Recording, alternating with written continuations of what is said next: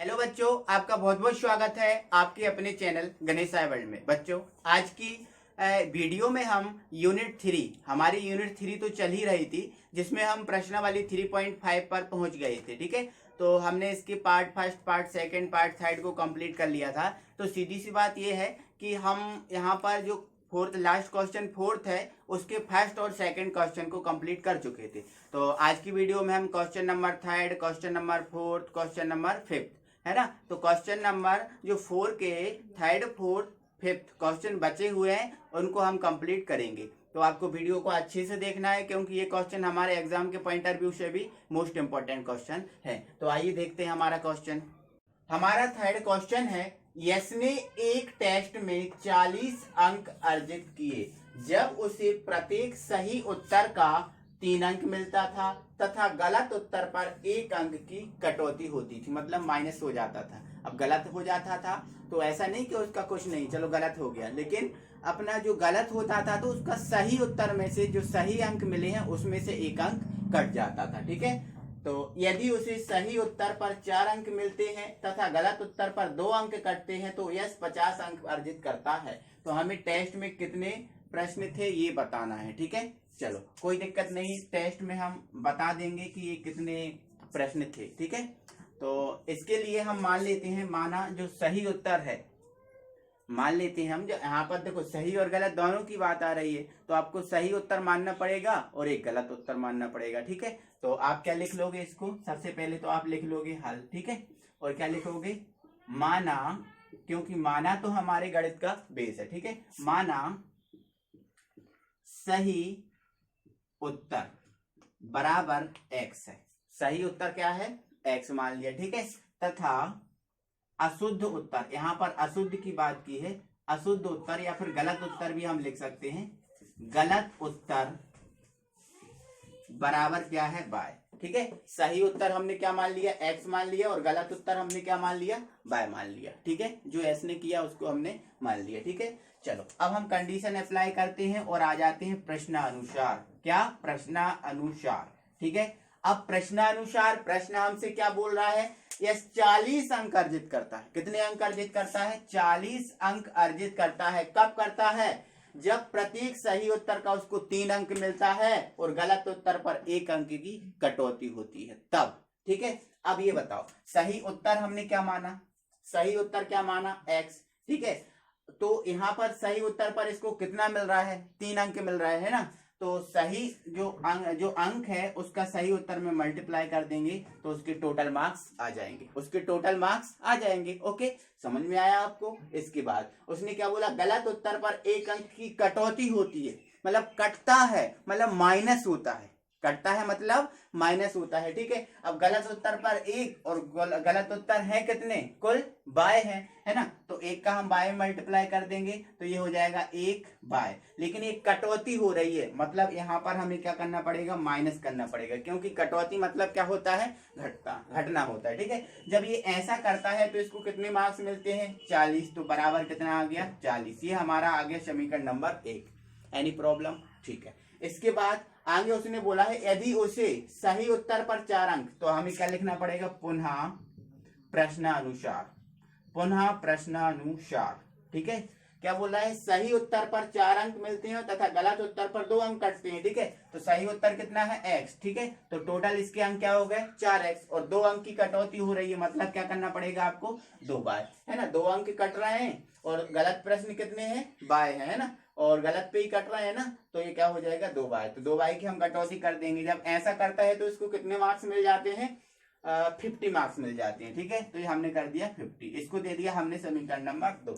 अब हमारे समीकरण बन गए हैं, अब इसको सॉल्व करने में हमें कोई प्रॉब्लम नहीं होगी। आप इनको ब्लूपन से कर सकते हो, प्रतिस्थापन से कर सकते हो, किसी भी विधि से इसको सॉल्व कर सकते हो। ठीक है, तो हम क्या लिख देंगे यहाँ पर, समीकरण 1/2 को हल करने पर। ठीक है, और हम इसको विलोपन से हल कर लेंगे, किससे, विलोपन से। ठीक है, तो विलोपन से हल करेंगे तो आप यहां लिख लेंगे। ठीक है, चलो इधर देखो, ये 3x माइनस 1 बाय बराबर 40, ये हमारा पहला समीकरण है। ठीक है, और ये 4x माइनस 2 बाय बराबर 50, ये हमारा दूसरा समीकरण है ना।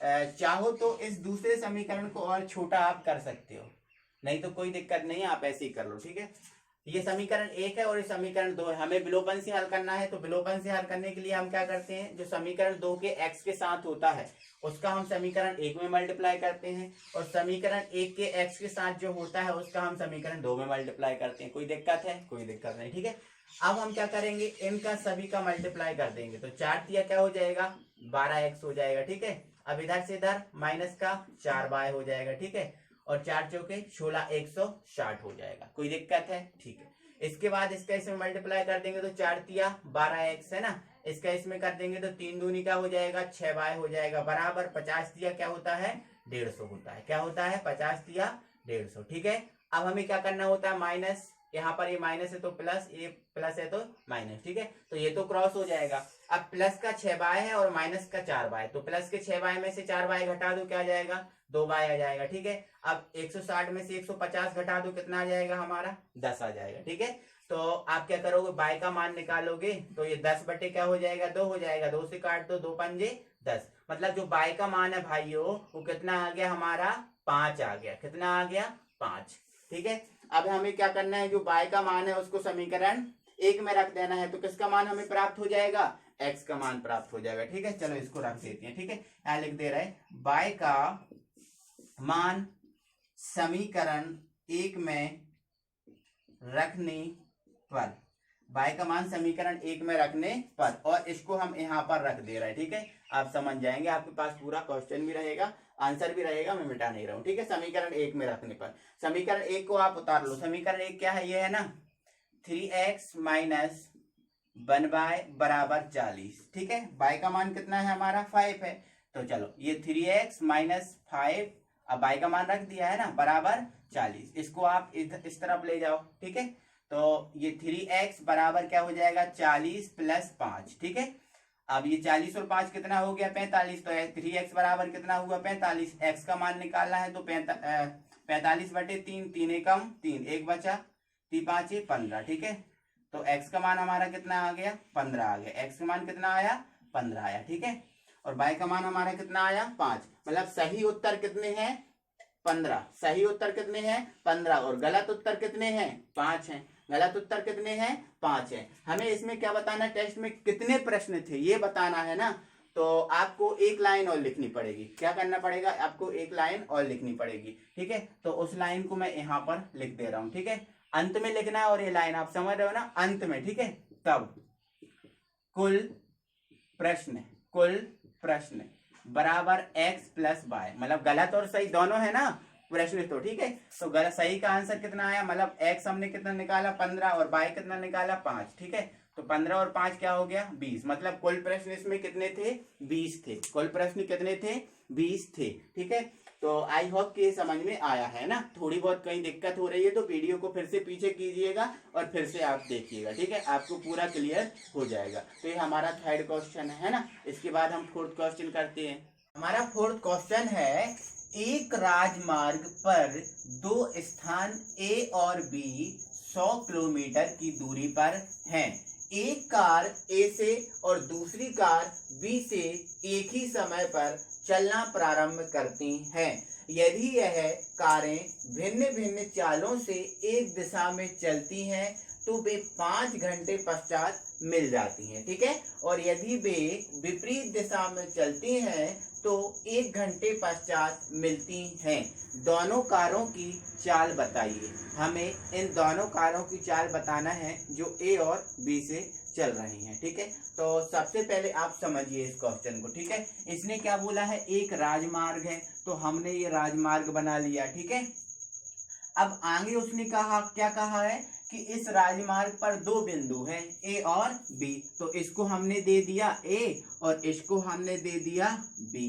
ठीक है, आगे उसने कहा इन दोनों के बीच की दूरी कितनी है, 100 किलोमीटर, तो इन दोनों के बीच की दूरी हमने क्या कर दी, 100 किलोमीटर कर दी। कोई दिक्कत है, चलो कोई दिक्कत नहीं। इसके बाद एक कार ए से और दूसरी कार बी से, मतलब एक कार यहाँ पर है, क्या एक कार यहाँ पर है, मान लेते हैं ये इस टाइप की कोई कार है। ठीक है, एक कार यहाँ पर है और जो दूसरी कार है ना वो दूसरी कार कहाँ पर है, बी पर है, ठीक है। तो ये मान ली हमने, ये दूसरी कार है और यहाँ पर, ठीक है।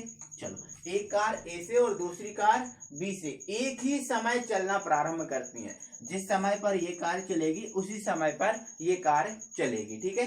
तो आगे उसने कहा है यदि ये कारें भिन्न भिन्न चालों से, मतलब अलग चाल से, है ना, इसकी चाल कुछ अलग रहेगी, इसकी स्पीड कोई चाल अलग रहेगी, ठीक है, अलग अलग चाल से चलना प्रारंभ करती हैं, भिन्न भिन्न चालों से एक ही दिशा में चलती हैं। अब एक ही दिशा का मतलब एक ही दिशा का ये है कि ये भी इस दिशा में चले और ये भी इस दिशा में, देखो एक ही दिशा में चल रही है ना, ये भी इधर की ओर जा रही है और ये भी इधर की ओर जा रही है, ठीक है, एक ही दिशा में चलती हैं। तो वे 5 घंटे पश्चात मिल जाती हैं। तो ये जो एक ही दिशा में चलती हैं, तो ये दोनों कारें हैं ना, वो 5 घंटे में मिल जाती हैं, 5 आवर में मिल जाती हैं, ठीक है। आगे उसने क्या कहा है, यदि वे विपरीत दिशा में चलें, विपरीत दिशा का मतलब ये जो कार है वो इस दिशा में चले और ये जो कार है वो इस दिशा में चले, ये विपरीत दिशा हुई ना।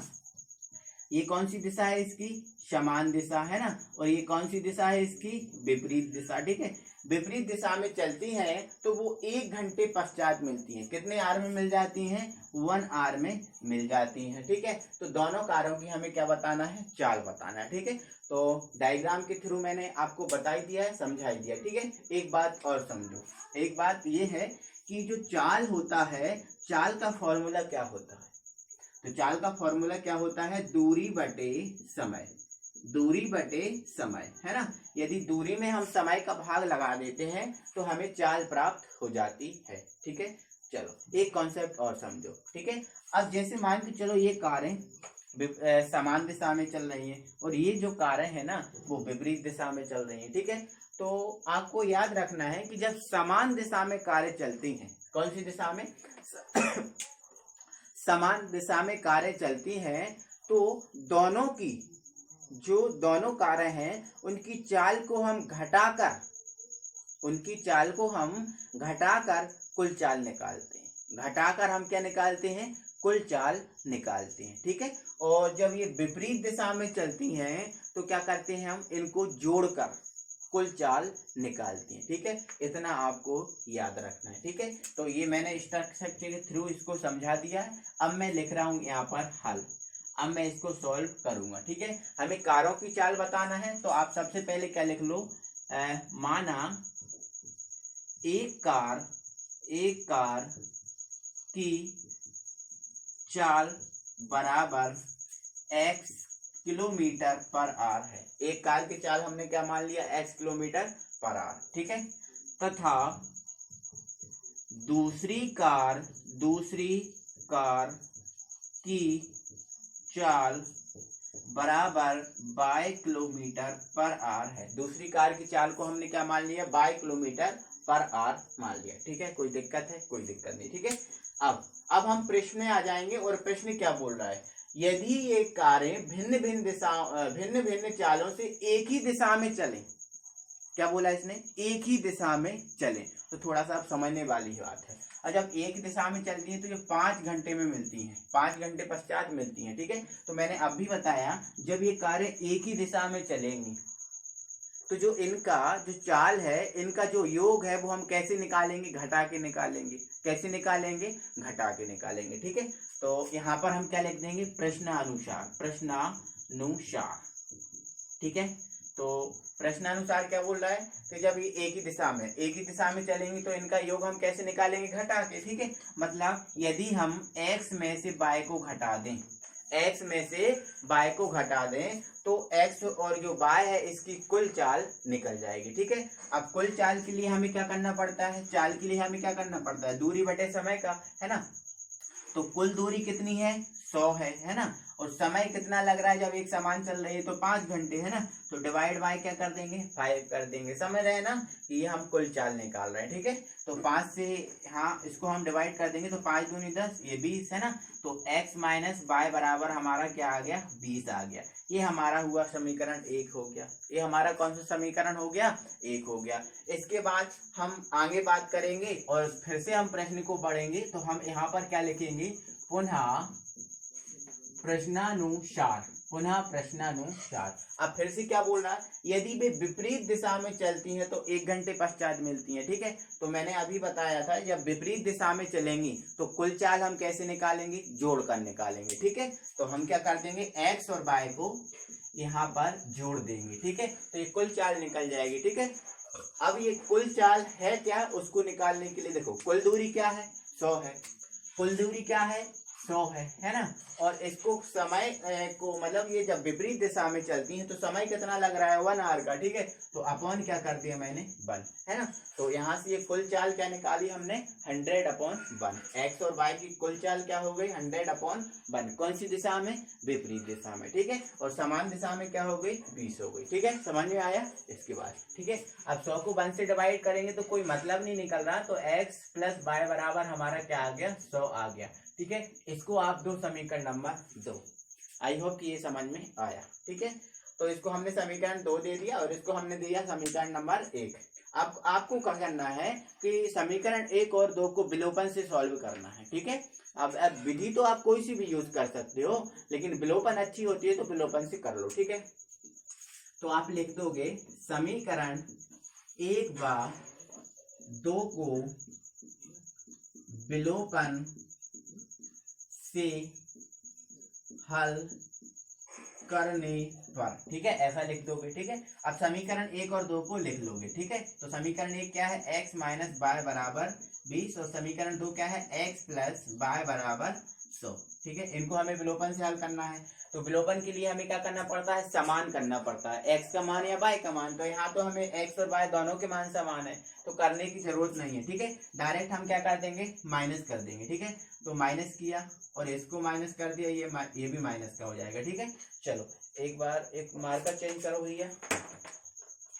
चलो ठीक है, आ गया मार्कर। ठीक है, अब ये माइनस हो जाएगा, ये माइनस हो जाएगा और ये माइनस हो जाएगा। ठीक है, तो ये तो कैंसिल हो जाएगा, है ना। अब ये माइनस और ये माइनस, तो ये क्या हो जाएगा, माइनस का 2y, है ना, माइनस का 2y।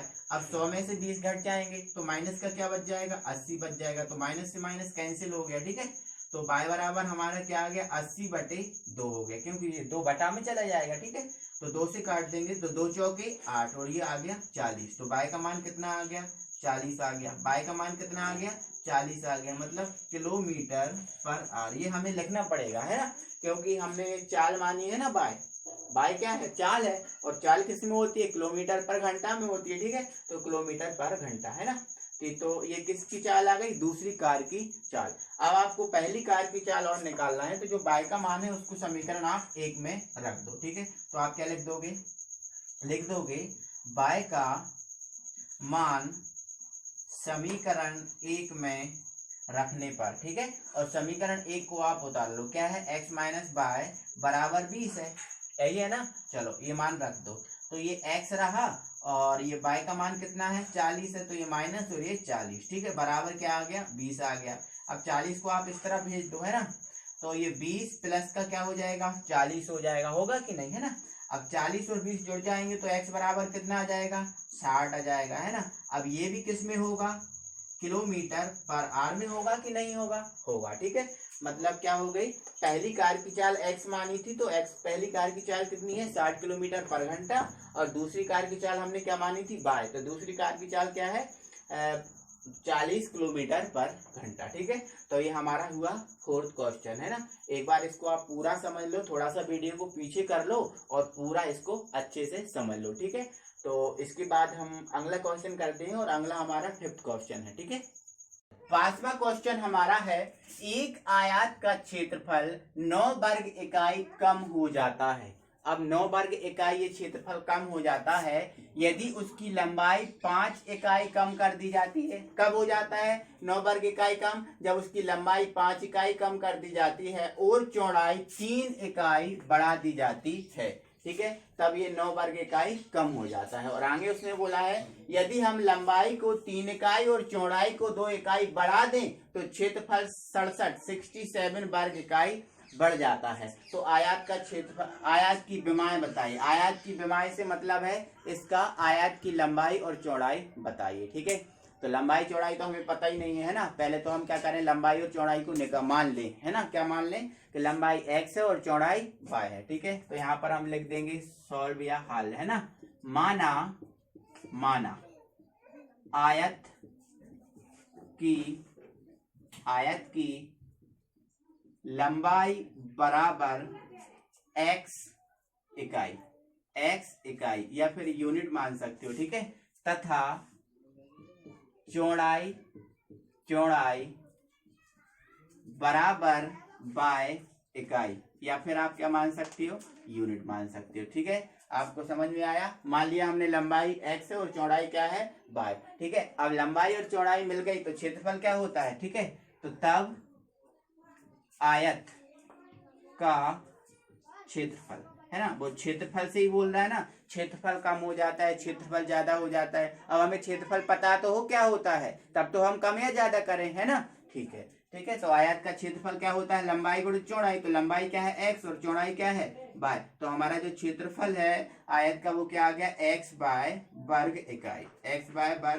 ठीक है, क्योंकि क्षेत्रफल वर्ग में होता है हमेशा, क्षेत्रफल हमेशा वर्ग में होता है, इसलिए लिखा हमने वर्ग इकाई। ठीक है, आई होप कि आपको समझ में इतना आया होगा। ठीक है, चलो अब आगे बढ़ते हैं। ठीक है, और आगे क्या बढ़ते हैं, अब हम प्रश्न पर आ जाते हैं और कंडीशन को अप्लाई करते हैं। ठीक है, तो हम लिख लेंगे यहाँ पर प्रश्नानुसार। ठीक है, चलो अब प्रश्नानुसार हमसे प्रश्न क्या बोल रहा है वो देखो। अब हमसे प्रश्न ये बोल रहा है कि आयत का क्षेत्रफल 9 वर्ग इकाई कम हो जाता है, क्षेत्रफल कम हो जाता है, कब हो जाता है, जब उसकी लंबाई 5 इकाई कम कर दी जाए और चौड़ाई 3 इकाई बढ़ा दी जाए। ठीक है, अब लंबाई क्या है भैया, x है ना, x को कितना कम कर रहे हैं, लंबाई को 5 इकाई कम कर रहे हैं मतलब माइनस कर रहे हैं। ठीक है, चलो ऐसा आपने कर दिया, है ना, और जो इसकी चौड़ाई है उसको 3 इकाई बढ़ा रहे हैं, मतलब चौड़ाई यहाँ पर क्या है, बाय है, इसको 3 इकाई बढ़ा रहे हैं, तो क्या कर दिया इसने, बाय प्लस 3 कर दिया, बाय प्लस क्या हो गया, 3 हो गया। ठीक है, जब वो ऐसा कर रहे हैं तो क्षेत्रफल 9 इकाई कम हो रहा है। अब क्षेत्रफल है क्या, एक्स वाई है ना क्षेत्रफल, अब ये क्षेत्रफल क्या हो रहा है, 9 इकाई कम हो रहा है ना, तो 9 इकाई कम हो रहा है, तो इसमें से आप 9 को क्या कर दो, माइनस कर दो, 9 को आप क्या करोगे, माइनस कर दोगे। ठीक है, आप कुछ नहीं करना है, इसको हमें सॉल्व करना है। सॉल्व करेंगे तो x का x में मल्टीप्लाई, x का y में करेंगे तो ये क्या हो जाएगा, एक्स वाई हो जाएगा, माइनस 5 का y में करेंगे तो हो जाएगा -5 का y। ओके, इसके बाद -5 इसका तो हमारा हो गया, 1 मिनट मिस्टेक हो गया थोड़ा सा ना, x का y में कर दो तो क्या हो गया, एक्स वाई हो गया, x का फिर इसमें करेंगे 3 में तो क्या हो जाएगा हमारा, ये 3x हो जाएगा। ओके, हमारा x का खत्म। इसके बाद हमें y का करना है, सॉरी -5 का करना है, तो -5 का y में करो तो ये क्या हो जाएगा, माइनस का 5y हो जाएगा, -5 का 3 में करेंगे तो क्या हो जाएगा, माइनस का 15। ओके, अब हमारा यहाँ पर x y और -9 है, कोई दिक्कत नहीं है। ठीक है, तो यहाँ x y यहाँ x y, ये तो हमारा कैंसिल हो ही गया। ठीक है, चलो अब आप क्या करो, जो माइनस का 15 है उसको आप इस तरफ लेके चले जाओ। ठीक है, तो यहाँ क्या बचा, 3x माइनस का 5y। ठीक है, अब यहाँ पर हमारा क्या बचा, माइनस का 9 तो है ही, और ये इस तरफ आया तो ये प्लस का क्या हो गया, 15 हो गया। ठीक है, चलो ये हमारा क्या हो गया, 3x माइनस 5y। अब 15 में से 9 को घटा दो, कितना बच जा रहा है, 6 बच जा रहा है। ठीक है, ये हमारा हुआ समीकरण नंबर 1, ये हमारा क्या हुआ, समीकरण नंबर 1। ठीक है, तो ये हमने समीकरण 1 को तो प्राप्त कर लिया है ना, अब हमें समीकरण 2 और प्राप्त हो जाए तो कोई दिक्कत नहीं, हो जाएगा। ठीक है, हमसे क्या बोल रहा है, यदि हम लंबाई को 3 इकाई और चौड़ाई को 2 इकाई बढ़ा दें तो जो क्षेत्रफल है वो 67 वर्ग इकाई बढ़ जाता है, ऐसा हमसे बोला। ठीक है, तो यहाँ पर हम क्या लिख देंगे, पुनः यहाँ पर हम, ठीक है, यहाँ पर पुनः प्रश्नानुसार, ठीक है, अब पुनः प्रश्नानुसार क्या बोल रहा है कि जब लंबाई और चौड़ाई दोनों को, लंबाई को 3 इकाई और चौड़ाई को 2 इकाई बढ़ा दे। अब लंबाई है क्या, x है, इसको कितनी इकाई बढ़ा रहा है, 3 इकाई। ठीक है, और चौड़ाई क्या है, बाय को कितना इकाई बढ़ा रहा है, 2 इकाई। ठीक है, ठीक, चलो ये अब ऐसा कर रहा है तो जो क्षेत्रफल है 67 वर्ग इकाई बढ़ जाता है। ठीक है, तो क्षेत्रफल क्या है हमारा, एक्स वाई निकाल के रखे ना हम तो क्षेत्रफल। ठीक है, तो ये कितना बढ़ जाएगा, 67 वर्ग इकाई, मतलब 67 को इसमें हम क्या कर देंगे, जोड़ देंगे। जब बढ़ेगा तो जोड़ेंगे और घटेगा तो सॉरी बढ़ेगा तो जोड़ेंगे और कम होगा तो घटाएंगे। ओके, अब इसका हम मल्टीप्लाई कर देंगे, तो पहले x का हम y में कर देंगे तो क्या हो जाएगा, ये x y हो जाएगा।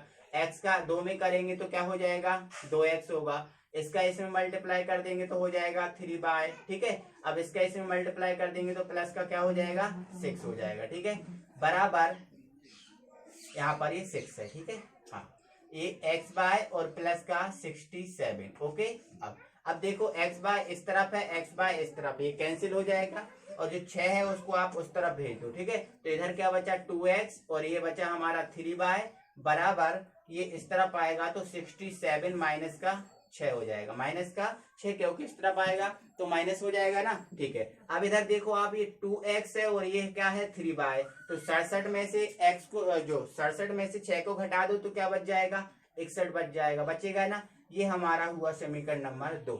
ये हमारा कौन सा समीकरण हुआ, 2 हुआ। ठीक है, तो ये आपको समझ में इतना आया होगा। अब हमारे पास समीकरण 1 भी है, अब हमारे पास समीकरण 2 भी है।